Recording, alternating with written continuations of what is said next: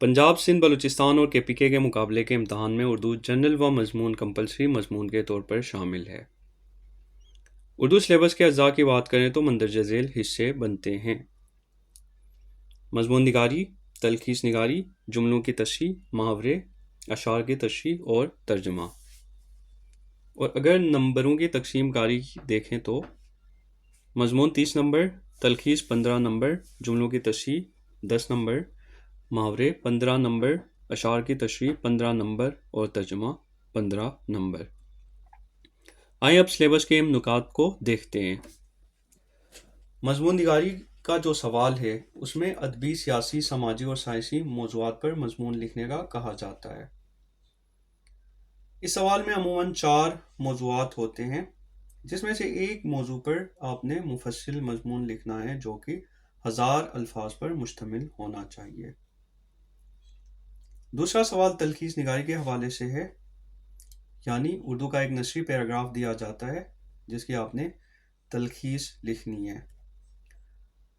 तलखीस एक तहाई होती है असल मौजू की, असल मजमून की या असल पैराग्राफ की। और तलखीस निगारी लिखते हुए आपने उस पैराग्राफ को एक उन्वान देना होता है या मौजू देना होता है। तलखीस निगारी का सवाल हल करते हुए तलखीस के उसूलों को मद्देनज़र रखा जाता है। तीसरा सवाल जुमलों की तस्सीह के हवाले से है, यानी उर्दू के चंद जुमले दिए जाते हैं जिसमें कोई गलती रखी जाती है। अमूमन ये गलती जुमले की साख्त के हवाले से होती है। इन गलतियों को दुरुस्त करने के लिए अगलात की नोयत का इल्म होना ज़रूरी है। अगलात की नोयत का मतलब है कि उस जुमले में कौन सी गलती रखी गई है। आया वो वाहिद जमा की गलती है, मुन्नस मुज़क्कर की गलती है या मुहावरे की गलती है। और इसका इल्म तब हासिल होगा जब आप वाहिद जमा मुज़क्कर मुन्नस और दिगर अगलात के असूल याद रखते हैं। चौथा जो सवाल है वो मुहावरों के हवाले से है,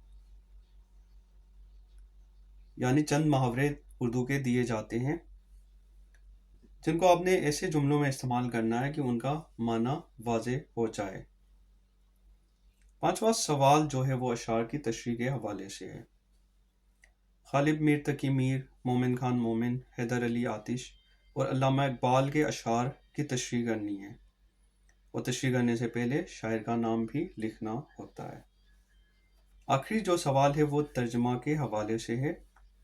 अंग्रेज़ी का एक पैराग्राफ दिया जाता है जिसका उर्दू में तर्जमा करना है, और तर्जमा जो है वो बामानी नहीं होता बल्कि बामुहावरा तर्जमा होता है।